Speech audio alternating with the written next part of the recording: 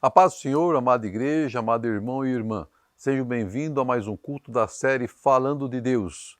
Nesse final de tarde, está chovendo por aqui, mas é uma chuva abençoada do Senhor. Que Deus fale grandemente aos nossos corações e derrame, da mesma forma que a chuva está caindo, as suas bênçãos sobre nossas vidas. Eu gostaria de falar com vocês sobre um tema que podemos titular de prisão à libertação. Mas antes disso, eu queria fazer alguns comentários a respeito do feriado, mais um feriado do mês de abril, né, o feriado de Tiradentes, que é muito bom, né, ter feriado para viajar, descansar e relaxar um pouco. Mas assim como no feriado da Páscoa, onde nós pudemos até trazer uma palavra e entender o significado do feriado de Páscoa, do significado da Páscoa para nossas vidas, não só o fato de ser feriado, eu gostaria de também relembrar aos irmãos, eu tenho certeza que a maioria sabe, o porquê nós temos o dia de feriado de Tiradentes. Porque nós comemoramos dia 21 de abril um feriado de Tiradentes. Eu aprendi na escola, né, no primário, o significado e a importância de Tiradentes, né, para o Brasil, né, e quem foi esse homem. Mas é bom sempre relembrar para alguns que já se esqueceram, mas e ter em mente que há sempre um motivo e um significado por detrás de um feriado onde se relembra algum marco, algum ponto importante da história. Então, a data de Tiradentes, né, ou do mineiro, né, chamado Joaquim José da Silva Xavier, com o apelido de Tiradentes, né, que ele morreu há 230 anos atrás, no dia 21 de abril de 1792. Tiradentes, ou Joaquim José, foi um dos líderes da Inconfidência Mineira, conhecido por apelido de Tiradentes, porque ele realmente tinha uma profissão, né, a sua profissão inicial, né, chamado dentista amador. Ele foi um dentista, né, e cuidava dos métodos antigamente, mas cuidava, né, dos dentes, né? Então, por isso do apelido dele de Tiradentes. Ele nasceu na capitania de Minas Gerais em 12 de novembro de 1746, na época do período colonial do Brasil. Mas a sua principal carreira foi a militar. Tiradentes foi um militar e teve o militarismo como profissão. Ele fez parte da Cavalaria de Dragões Reais de Minas, no posto de Alferes, que seria uma patente abaixo de tenente. E os Dragões eram uma companhia militar formada tanto por portugueses como por brasileiros, que estava submetida à autoridade da coroa lusitana e atuava na colônia. Então, Tiradentes foi também um dos líderes, o principal líder da Inconfidência Mineira. E o que motivou a crise da época e a conspiração, a coroa portuguesa, foi a alta tributação de impostos. Tá? Não que isso tenha acabado, ainda existe até hoje, né? Mas vamos lá. Começou, então, naquela época, a cogitar uma conspiração contra a coroa portuguesa, com o objetivo de se livrar o povo daquela pressão econômica que era trazida pela coroa. E essa conspiração então ficou conhecida como Inconfidência Mineira, e Tiradentes foi considerado o mais radical entre os confidentes, porque ele, inclusive, elaborou um plano para matar o governador Visconde de Barbacena. E a conspiração ela não foi levada adiante porque um dos seus membros, José Silvério dos Reis, delatou os demais companheiros, né? Como a frase também é conhecida, né? Então teve lá também né, delator, um dedo duro, que entregou os demais companheiros, esperando em troca que as suas dívidas fossem perdoadas então, pela coroa. Então a delação fez, né, com que os membros, né, daquela conspiração desmantelassem, né? Partes deles acabaram sendo presos, mas a maioria não assumiu a sua culpa. O único que reconheceu ser um conspirador e assumiu a responsabilidade pela trama foi Tiradentes. E por ser militar, e sendo militar, devia obediência à coroa, ele acabou tendo a condenação mais cruel. Depois de 3 anos preso, o alferes Tiradentes foi enforcado, decapitado e esquartejado no dia 21 de abril de 1792, aos 46 anos de idade. E para que os súditos da coroa nunca se esquecessem da lição, a cabeça de Tiradentes foi encravada numa estaca, olha que absurdo, hein?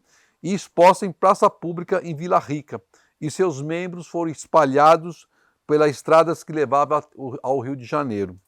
Após a independência do Brasil, né, em 7 de setembro de 1822, a imagem de Tiradentes então passou a ser usada como símbolo de luta e liberdade do Brasil. E o feriado de 21 de abril foi decretado em 9 de dezembro de 1965 pelo então presidente Marechal Castelo Branco, que inclusive é nome de uma grande rodovia aqui em São Paulo, através de uma lei, né, e que também instituiu o título de patrono da nação brasileira a Tiradentes. É bom, né, relembrar a história e quanto importante ela foi para nossas vidas. E eu acho que é sempre bom, né, nós estarmos cientes disso. Mas, assim, o que chama atenção na história de Tiradentes é que nenhum que estava do seu lado, ou que se dizia ser, né, da mesma ideologia de Tiradentes, enfrentou ou tentou, de uma certa forma, libertar Tiradentes da sua prisão ou tentar livrá-lo da sua morte. Mas a Bíblia nos fala a respeito de homens também condenados à prisão e até à morte e que foram libertos. E temos alguns relatos bíblicos. Em agosto de 2021 eu preguei sobre Paulo e Silas, que estavam presos e na prisão eles cantavam louvores ao Senhor e houve então à meia-noite um grande terremoto, os alicerces daquele cárcere se abalaram, as correntes se quebraram e as portas foram abertas. Está lá em Atos 16. Mas eu quero falar a vocês, a gente estudar a respeito de outro grande homem de Deus, que está relatado em Atos 12 e que se chama Pedro. Então eu convido a igreja, se possível, a abrir em Atos 12, nós vamos ler do versículo 1 ao 16. E diz assim a palavra do Senhor: E por aquele mesmo tempo o rei Herodes estendeu as mãos sobre alguns da igreja para os maltratar. E matou à espada Tiago, apóstolo Tiago, irmão de João. E vendo que isso agradara aos judeus, continuou mandando prender também a Pedro. E eram os dias dos ázimos, que são os pães asmos, né? Festa da Páscoa. E havendo prendido, o encerrou na prisão, entregando-o a 4 quaternos dos soldados. Significa que é o mesmo que 4 escoltas de 4 soldados cada um, para que o guardassem, querendo apresentá-lo ao povo depois da Páscoa. Pedro, pois, era guardado na prisão, mas a igreja fazia contínua oração por ele a Deus. E quando Herodes estava para fazer comparecer, nessa mesma noite estava Pedro dormindo entre 2 soldados, ligado com 2 cadeias, e os guardas diante da porta aguardavam a prisão. E eis que sobreveio o anjo do Senhor, e resplandeceu uma luz na prisão, e tocando a Pedro na ilharga, o despertou, dizendo: Levanta-te depressa. E caíram-lhe das mãos as cadeias. E disse-lhe o anjo: Cinge-te e ata as tuas alparcas. E ele assim o fez. E disse-lhe mais: Lança às costas a tua capa e segue-me. E saindo o seguia, e não sabia que era real o que estava sendo feito pelo anjo, mas cuidava que via alguma visão. E quando passaram a primeira e segunda guarda, chegaram à porta de ferro que dá para a cidade, a qual se lhe abriu por si mesma. E tendo saído, percorreram na rua, e logo o anjo se apartou dele. E Pedro, tornando a si, disse: Agora sei verdadeiramente que o Senhor enviou o seu anjo, e me livrou da mão de Herodes, e de tudo o que o povo dos judeus esperava. E considerando ele nisto, foi à casa de Maria, mãe de João, que tinha por sobrenome Marcos, onde muitos estavam reunidos e orando. E batendo Pedro à porta do pátio, uma menina chamada Rode saiu a escutar. E conhecendo a voz de Pedro, de gozo não abriu a porta, mas correndo para dentro anunciou que Pedro estava à porta. E disseram-lhe: Estás fora de ti? Mas ela afirmava que assim era, e diziam: É um seu anjo. Mas Pedro perseverava em bater, e, quando abriram, viram-no e se espantaram, ou ficaram atônitos. Amém. Até aqui, versículo 16. Depois você lê toda a passagem, e você vai ver que é uma passagem rica e abençoadora. E esse capítulo de Atos ele nos mostra o operar de Deus a nosso favor. Por isso, do tema da prisão à libertação. Observe que a palavra relata um tempo de opressão e perseguição da Igreja de Cristo. Isso está muito claro no início da leitura da palavra, no versículo 1 e no versículo 2, quando Herodes, ele vai e põe as mãos sobre alguns da igreja para os maltratar e mata a espada a Tiago, o apóstolo Tiago. Então havia uma discriminação religiosa na época do reinado do rei Herodes, com planos maldosos de ofensa, ultraje, perseguição, ódio e morte contra a igreja de Cristo. E nesse cenário terrível em que a igreja estava vivendo, vemos Pedro sendo preso.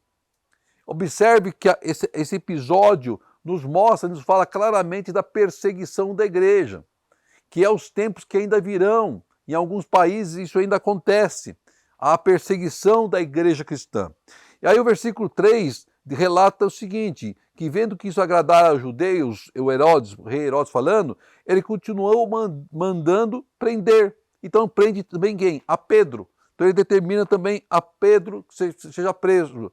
Na época que estava para festejar a festa da Páscoa.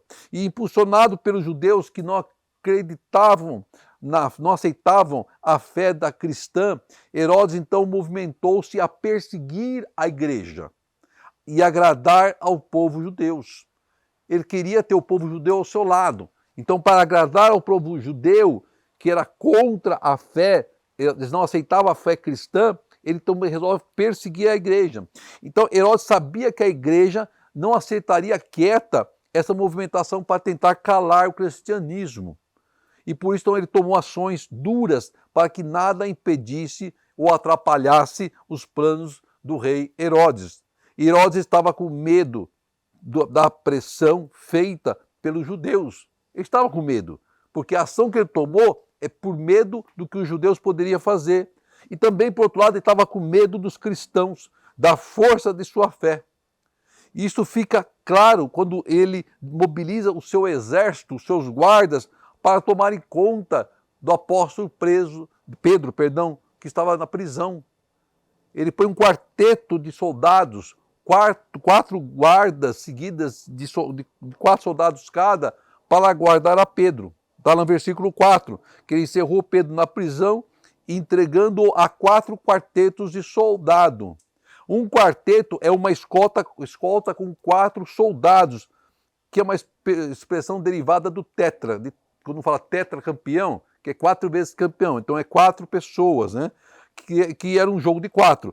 Então essa guarda de 4 soldados, ela era muito usada pelos romanos em situações de custódia de cativos e de prisioneiros. Então 2 soldados ficavam confinados junto com o prisioneiro, dentro da cela com o prisioneiro, e 2 soldados ficavam na porta, do lado de fora de guarda, de fora da cela, guardando a porta de entrada. 2 juntos e 2 lados de fora. Então, por isso que era um quarteto. E eles trocavam a guarda a cada período. Então, ou seja, o preso ficava refém dos guardas por 24 horas, vigiados pela guarda por 24 horas, sem direito a fazer nada, sem estar presente soldados à sua volta. Então ele estava muito bem guardado aos olhos dos homens. E seria impossível qualquer ação de qualquer homem para tentar soltá-lo sem que teria que enfrentar os soldados romanos, que eram muito bem preparados para a época. Mas o povo de Deus estava buscando a ajuda de um exército invisível aos olhos carnais. O povo de Deus estava buscando ajuda ao Senhor, não no seu braço de carne, mas na força de Deus. A palavra diz que o povo de Deus se uniu como igreja para buscar a libertação de Pedro. Olha a importância da igreja se unir em oração a favor dos seus. Lá no versículo 5, que Pedro era guardado na prisão, mas a igreja fazia contínua oração por ele a Deus. A palavra diz isso. Então a estratégia do povo de Deus era a oração. A mesma estratégia de hoje, quando enfrentamos lutas, perseguições e somos aprisionados pelo mundo. Temos que ter em mente que nossa luta não será vencida pelo braço do homem, pelo braço de carne, mas pela ação sobrenatural do Senhor, pela ação de Deus. Por isso a oração da igreja é imprescindível em momentos de lutas. A nossa oração é extremamente importante, irmão, para a igreja, para a família, para o lar, para nossas vidas. Não pare de orar. A oração é que move o coração de Deus. Fale com Deus, busque ao Senhor, deposite no altar do Senhor, se interceda pela sua casa, sua família. Aí o versículo 6 e 7 nos diz que Herodes estava para fazer comparecer a Pedro, né, da sua presença, e os soldados estavam guardando a Pedro e estavam dormindo. 2 soldados. E Pedro estava ligado a esses soldados com uma cadeias, ou tipo de corrente, ou tipo de algemas. Ou seja, ele estava como se estivesse no meio de 2 soldados, um do lado esquerdo e do lado direito, e ele estava ligado com essa algema em um soldado e no outro soldado. Veja como era difícil para aquela situação. Mas diz que veio um anjo do Senhor, e da primeira coisa que houve naquele lugar, resplandeceu a luz. Então vamos lá, vamos entender esses 2 versículos que nós lemos. As 2 algemas, grilhões, cadeias, como o nome que você queira dar, elas estavam presas uma em cada braço de Pedro, e cada uma presa a um soldado. Então ele estava numa situação meio de sem mobilidade. Um lado direito, o outro lado esquerdo. E eles estavam dormindo. Aí o anjo do Senhor aparece naquele lugar, de escuridão, de prisão, de morte. E o que acontece? Resplandece a luz. Onde está Deus, onde Deus se apresenta, onde havia trevas, resplandece a luz. A primeira coisa que nós vemos naquele lugar emana a luz que brilha do Senhor. O anjo do Senhor estava naquele lugar. Então resplandeceu luz. Quando Deus está nas nossas vidas, quando o anjo do Senhor está na nossa casa, nas nossas vidas, resplandece a luz. Não há espaço para trevas. O segundo ponto, diz que o anjo tocando Pedro na ilharga. Eu fui pesquisar também o que é ilharga. É a parte lateral do corpo. Então o anjo do Senhor toca em Pedro na parte lateral do seu corpo para acordá-lo, para alertá-lo. E diz que não houve nenhuma outra ação, além de tocar na lateral do corpo de Pedro, e as cadeias, as correntes, as algemas caíram. Para quebrar uma cadeia, uma algema, um grilhão, é uma tarefa muito difícil, porque elas são feitas de ferro, demanda tempo e esforço, são necessárias ferramentas apropriadas para esse fim. Qualquer um que tentasse despertaria aqueles soldados, chamaria a atenção daqueles soldados, mas apenas o Pedro se levantou e as cadeias caíram, se abriram, foram por terra. Observa como Deus opera em nossas vidas. Estava vendo naquele lugar um movimento sobrenatural da parte do Senhor. Havia lá um acontecimento sobrenatural. Aí no versículo 8 diz que o anjo pede para Pedro para ele cingir e atar suas alparcas, ou seja, vestir os seus sandálias, vestir os seus calçados, e atar, e prender, amarrar. E assim ele fez. Ele manda então para que ele pegue a sua capa e lance sobre as suas costas. Então nós vemos aqui um segundo aprendizado da parte do Senhor, porque o anjo orienta Pedro, e esse versículo vai muito nos ensinar, porque o milagre de Deus requer a nossa participação, o milagre de Deus requer a nossa obediência. Temos que obedecer à voz do Senhor para alcançarmos a liberdade. Temos que ficar atentos ao que o Senhor nos ensina. E o anjo do Senhor estava ensinando e Pedro obedeceu. Deus poderia tirá-lo daquele lugar? Sim. Poderia levá-lo a um outro lugar seguro, mesmo dormindo ainda? Sim. Claro que sim. Mas temos que viver intensamente o operar de Deus, os milagres do Senhor. E Pedro precisava passar por isso, para se fortalecer espiritualmente, para que a igreja contemplasse o mover de Deus e o poder da sua oração, para que o nome de Deus fosse glorificado e honrado. Há tudo um propósito do Senhor, irmãos. Deus podia chegar e fazer assim, e Pedro sair daquele lugar, num piscar de olho, e aparecer num lugar seguro. Mas o Deus quer a nossa participação no milagre dele, quer a nossa intimidade. As coisas de Deus confundem ao homem. Pedro estava meio atordoado, não sabia ao certo o que estava acontecendo, se era um sonho ou se era real. E o anjo de Deus estava ministrando um grande poder naquele lugar. Tudo estava sob o controle de Deus. E Deus age de uma forma que confunde aos homens.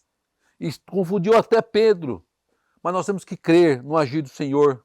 Aí no versículo 10 diz que passaram eles pela primeira e pela segunda guarda, sem serem notados, sem serem vistos. E quando chegaram numa porta de ferro, a porta se abriu, sem mesmo eles empurrarem, sem mesmo eles tentarem abrir e forçar a porta. Ela se abriu por si mesma, diz a palavra de Deus. Observe que um grande movimento espiritual naquele lugar. Quando Deus está em um lugar, há um grande movimento espiritual. O sobrenatural começa a acontecer. Eles passaram pelas duas portas sem ser vistos, sem ser observados, como se o anjo de Deus cegasse aqueles guardas. Não precisou de chave, nem esforço, nem ferramenta para passar pela porta de ferro, de madeira, de aço, não importa. Não há porta que possa impedir o agir de Deus. E essas portas daquele lugar eram fortes e difíceis de ser arrombadas. Mas apenas se aproximaram e a porta se abriu. Apenas com a presença de Deus as correntes se quebram. Apenas com a presença de Deus as portas se abrem. Apenas com a presença de Deus o inferno cai por terra, meu irmão e minha irmã. Depois da libertação de Pedro, o anjo de Deus se afasta. Quando ele sai à rua, para que ele continuasse a sua caminhada, aparentemente dá a impressão que Deus deixou ele sozinho, mas não. Um servo de Deus nunca está sozinho. Deus sempre está nos guardando, sempre está nos acompanhando. Ele é a nossa sombra. E o versículo 11 diz que Pedro aí sim, tornando-se assim, ele viu que era um anjo de Deus. Ele entendeu o que aconteceu, foi um anjo de Deus que o livrou das mãos do rei Herodes e das mãos do povo judeu. Nesse instante ele caiu em si, que tudo que acontecera era obra do Altíssimo, era obra do Senhor. Tudo que acontece na sua vida, meu irmão e irmã, é obra do Altíssimo, é obra do Senhor. Assim como você e eu somos guardados e protegidos por Deus, o homem, o inferno, até tentam nos impedir, tentam nos aprisionar, tentam nos calar, mas quem dá a última palavra é Deus, e sempre será Deus. E diz então que Pedro vai à casa de Maria, mãe de João, onde eles estavam reunidos orando. Vejam a importância da oração da igreja. Vejam a importância da oração que movimenta. Vejam a importância da oração que liberta.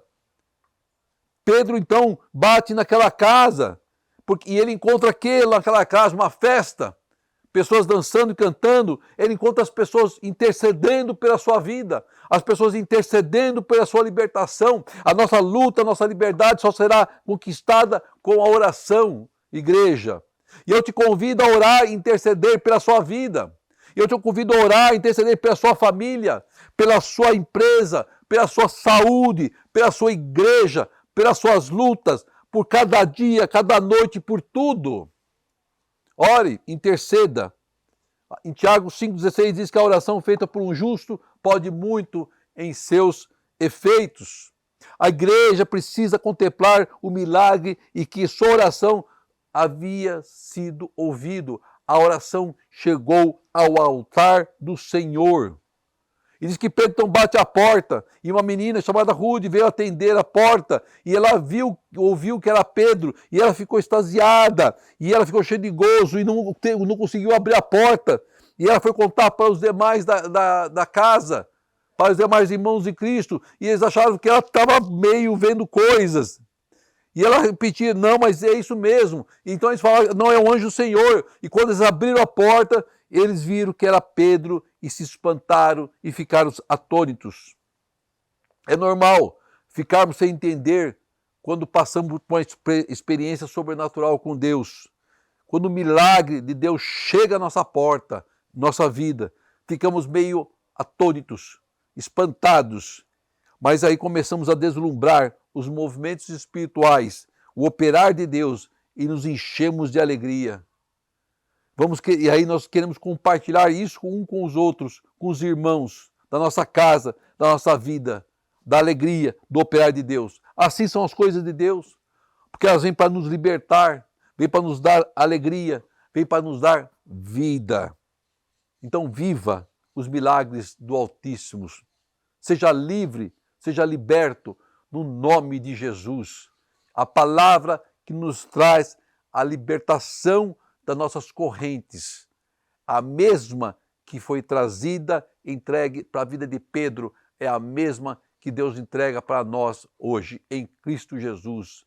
Obrigado, Senhor, por esta palavra. Obrigado, Pai amado, por agir ao nosso favor, por nos libertar do mundo, Pai, e do pecado. Obrigado por a Igreja de Cristo, Pai, que intercede em oração por esse ministério, por nossas vidas. Obrigado, Senhor, querido Deus, pelos teus servos e servas, Senhor, que estão sempre, Pai amado, buscando a tua face. Senhor, nos abençoa, nos guarda e nos renova, Pai, dando força para continuarmos a caminhada sem desistir. Que o grande amor de Deus, a graça e as doces consolações do Espírito Santo do Senhor esteja com toda a igreja. Amém e amém.